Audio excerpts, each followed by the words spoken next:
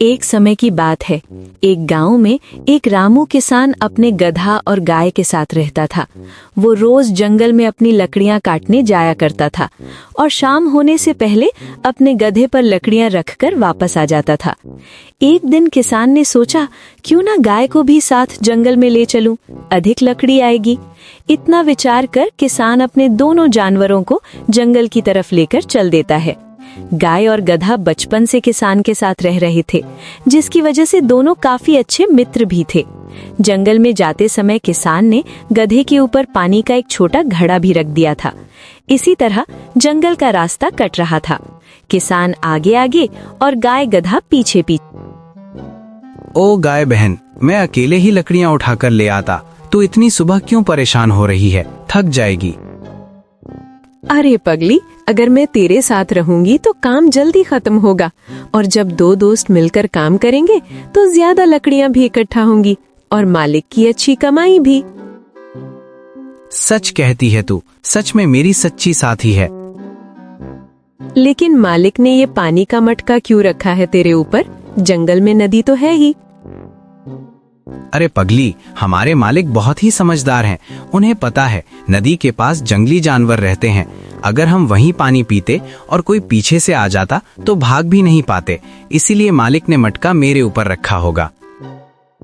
वाह, तू तो बड़ा अक्लमंद है। सच कहूँ तो तेरे जैसे दोस्त पर गर्व होता है। हाँ, तभी तो मालिक ने मुझे तेरी देखभाल के लिए रखा है।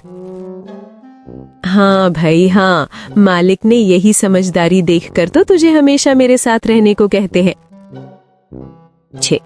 बातों बातों में तीनों जंगल में पहुंच जाते हैं और वहां पहुंचकर दोनों घास खाने लगते हैं। इधर किसान लकड़ियां काटने लगता है। लकड़ियां काटते काटते कब समय बीत जाता है पता ही नहीं चलता। किसान आज गाय के हिस्से की भी लकड़ियां काट देता है। उधर दोनों जानवर मिलकर घास खाने में लगे थे। सुबह से शाम कब हो गई उन्हें पता ही ना चला। देखना, आज मालिक ने कितनी सारी लकड़ियां काट डाली। हाँ देखा, मैंने कहा था ना, आज मैं भी तेरा साथ दूंगी लकड़ियां ले जाने में। कुछ देर बाद किसान ने लकड़ियां दोनों के ऊपर बांध दी और उनसे बोला, मैंने तुम दोनों के ऊपर लकड़ियां रख दी हैं। थोड़ी देर और घास खा लो ताकि तुम दोनों का सुबह तक पेट भरा रहे और मुझे फिर से तुम दोनों के लिए घास ना लाना पड़े। अब मैं घर जा रहा हूँ, तुम दोनों पीछे आ जाना। इतना कहकर किसान वहां से चला जाता है और दोनों फिर से घास खाने लगते हैं। कुछ देर बाद जैसे ही दोनों घर लौटने लगे, अचानक तेज बारिश शुरू हो गई। अरे बाप रे, ये क्या? ये बारिश कहाँ से आ गई? ऐसे तो हम दोनों भीग जाएंगे। भीग जाने दो, वैसे भी कई दिनों से बारिश का मजा नहीं लिया है और तू 3 दिन से नहाया नहीं। आज बारिश तेरी सफाई कर देगी। अरे मजाक मत कर, हम भीगेंगे तो ये लकड़ियां भी भीग जाएगी। फिर मालिक कैसे इन गीली लकड़ियों को बेचेंगे? जल्दी कहीं छिपते हैं। छिप तो जाएंगे, पर ये क्या? मालिक जाते जाते तेरे गले में ये चमकीला पत्थर क्यों बांध गए? अरे पगली, ताकि जब हम गांव में जाएं और अगर कहीं भटक जाएं तो कोई भी हमें हमारे घर पर छोड़ आए। अब बातों में समय मत बिता, नहीं तो हम सच में भीग जाएंगे। चल जल्दी कहीं छिप जाते हैं। भागते भागते दोनों को सामने एक गुफा दिखी और वे लकड़ियों का गट्ठर संभालते हुए उसमें घुस गए। हे भगवान, कितनी जोरदार बारिश हो रही है। लग नहीं रहा कि जल्दी रुकेगी। ऐसे में घर पहुंचते पहुंचते तो रात हो ही जाएगी। सुनो, देखो ना, इस गुफा के अंदर कितनी सारी जानवरों की हड्डियां पड़ी हैं। ये किस जानवर की गुफा हो सकती है? ये कहाँ फंस गए हम दोनों? मुझे भी नहीं पता। मैं पहली बार इस रास्ते से आया हूँ। बारिश के कारण हम उल्टी सीधी दिशा में भाग आए। अब तो समझ ही नहीं आ रहा। अंदर घुसते ही उन्हें चारों ओर हड्डियां दिखाई दी। दोनों घबराकर गुफा में चारों तरफ देखते हैं और बहुत ज्यादा डर जाते हैं। अरे, इतनी हड्डियां देखकर तो लगता है ये गुफा किसी शेर की है। नहीं नहीं, ऐसा लग रहा है कि हम किसी बड़ी मुसीबत में फंस गए हैं। क्या? तो हमारी जान को सच में खतरा है। हमें तुरंत यहाँ से निकलना होगा, इससे पहले कि शेर लौट आए। हाँ, तुम बिल्कुल सही कह रही हो। बाहर जाएंगे तो बस भीगेंगे, लेकिन यहाँ रहे तो शेर हमें जिंदा खा जाएगा। जल्दी चलो, देर मत करो। दोनों जैसे ही गुफा से निकलते हैं, सामने एक शेर आता है और वो धीरे धीरे गुफा की ओर बढ़ रहा था। अरे, इस बारिश ने तो नाक में दम कर दिया है। अब जल्दी से गुफा में जाकर आराम करता हूँ। अरे नहीं, हमारी मौत तो हमारे सामने चली आ रही है। अब क्या होगा? शांत रहो गाय बहन, मुझे कुछ सोचने दो। कोई न कोई रास्ता तो जरूर होगा ही होगा इस मुसीबत से बचने का। अब तो हमारी खैर नहीं, शेर यहीं आ रहा है। आज तो हम भगवान को प्यारे हुए समझो। चुप रहो, डर हमें और कमजोर बना देगा। मेरे पास एक तरकीब है, जैसा मैं कह रहा हूँ तुम बस वैसा करती जाओ। इतना कहकर गधा जोर जोर से चिल्लाने लगा। ये कैसी अजीब आवाज है, और ये तो मेरी गुफा से ही आ रही है। लगता है कोई मेरी गैर मौजूदगी में मेरी गुफा में घुस आया है। अभी जाकर मैं उसे सबक सिखाता हूँ।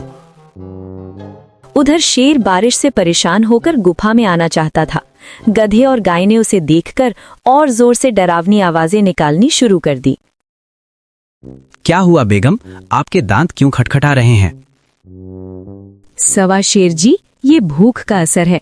4 दिन से तो हम सिर्फ खरगोश, बिल्ली और सियार जैसे कमजोर जानवरों का ही मांस खा रहे हैं। अब तो मेरा मन किसी शेर या बाघ का ताजा और मजेदार मांस खाने का मन है। ओहो, तो क्यों ना हम यहीं रुककर इसी गुफा के मालिक शेर का इंतजार करें। जैसे ही वो लौटेगा हम उसे पकड़कर तुम्हारी दावत बना खा लेंगे। बाप रे, ये कौन से खतरनाक जानवर हैं जो मेरे मांस की दावत खाना चाहते हैं? शायद कोई हमसे भी बड़ा जानवर होगा। अब मैं क्या करूं, कहां जाऊं? ऐसे तो मैं बेघर हो जाऊंगा, और अगर मैं इनसे डर गया तो जंगल के सभी जानवर मुझे डरपोक समझेंगे। अब क्या करूं, क्या करूं? शेर ठिठक गया और सोचने लगा कि अंदर कोई खतरनाक दैत्य है। शेर थोड़ा हिम्मत करके बोला, तुम कौन हो अंदर वालों? मैं इस गुफा का मालिक शेर हूँ। बताओ तुम कौन हो और मेरे घर में क्या कर रहे हो? ओ, तो तू ही इस गुफा का मालिक है। अच्छा हुआ, हम तेरा ही इंतजार कर रहे थे। अब पहले ये बताओ कि तुम लोग कौन हो? मैं हूं सवा शेर। सवा शेर? मैंने तो आज तक ऐसा नाम नहीं सुना। क्या पता तुम कोई धोखेबाज हो? अगर मुझे ये पता लग गया तो तेरी खैर नहीं। मुझे अपने सवा शेर होने का सबूत दो। गधे भाई, ये तो हमसे सबूत मांग रहा है। अब क्या करें? कहीं से हमारे बारे में पता लग गया तो ये हमें नहीं छोड़ेगा। गाय बहन, तुम घबराओ मत, मेरे पास एक तरकीब है, बस देखते जाओ। गाय से इतना कहकर गधा शेर से कहता है, रुक जा, तू ऐसे नहीं मानेगा। मैं अभी बाहर आता हूँ और तुझे चीर देता हूँ। तब तुझे पक्का सबूत मिल जाएगा और मेरी बेगम का पेट भी भर जाएगा। मैं बाहर आऊं उससे पहले तू मेरे नाखूनों को देख अपना शक मिटा ले।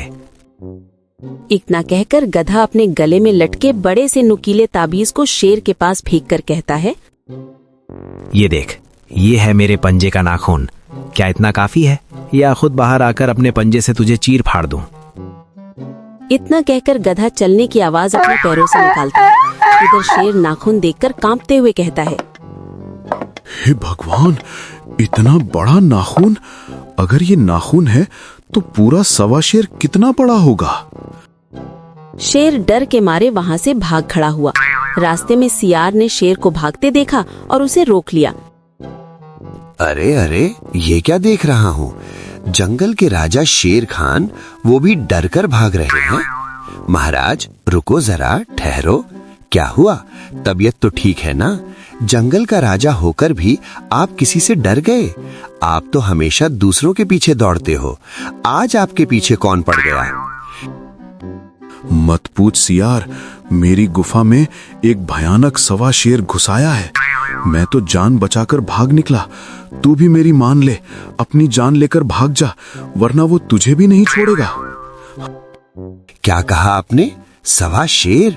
अरे महाराज, ऐसा तो होता ही नहीं।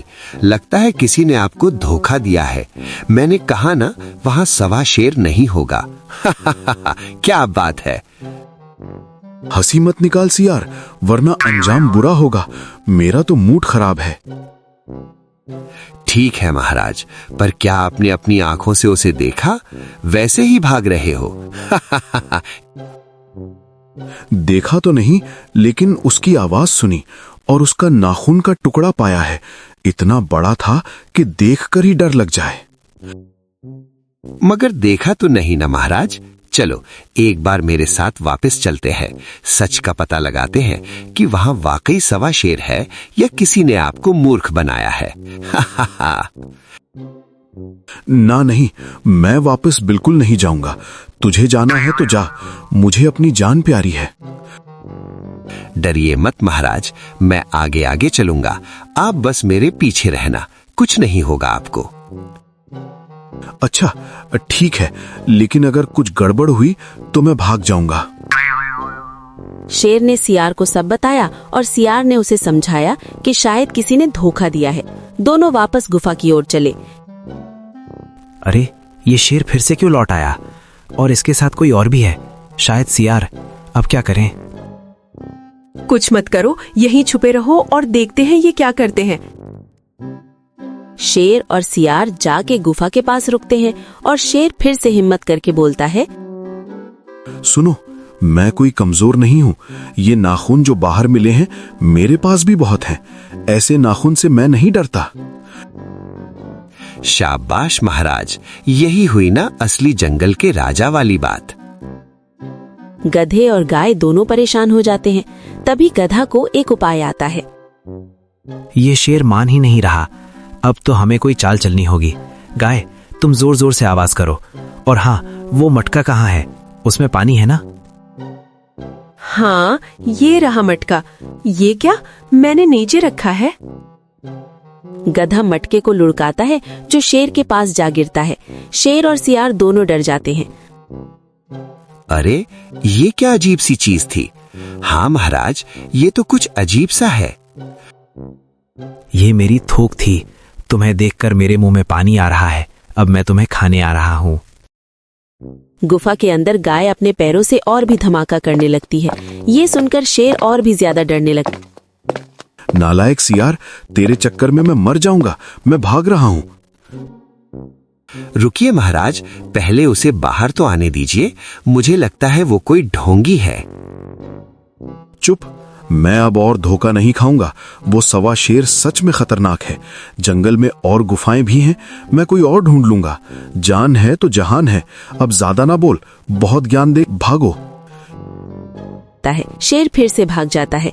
गधा और गाय राहत की सांस लेते हैं और बाहर निकल आते हैं।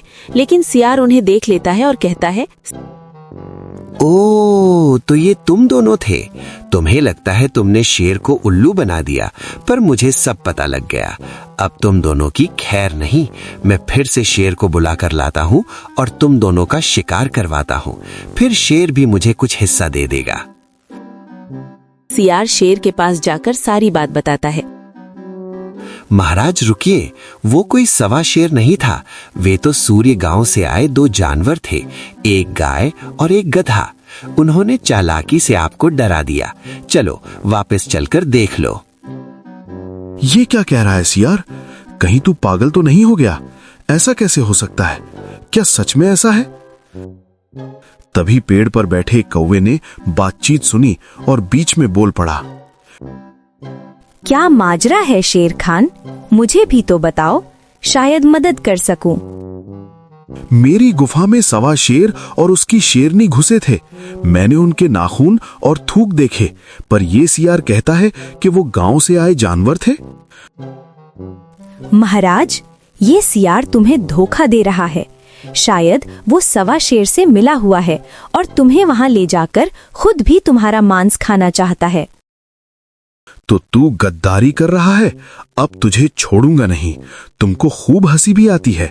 मुझे मरवा देना चाहता था। ये सुनकर शेर गुस्से में आ गया और उसने सियार पर वार कर दिया। कौवा नीचे उतरकर उसका मांस खाने लगा और सोचने लगा कि उसे तो बस पेट भरने से मतलब है। अगर आपको कहानी अच्छी लगी हो तो वीडियो को लाइक और चैनल को सब्सक्राइब करना। ऐसी वीडियो आप लोग को मिलती रहेगी।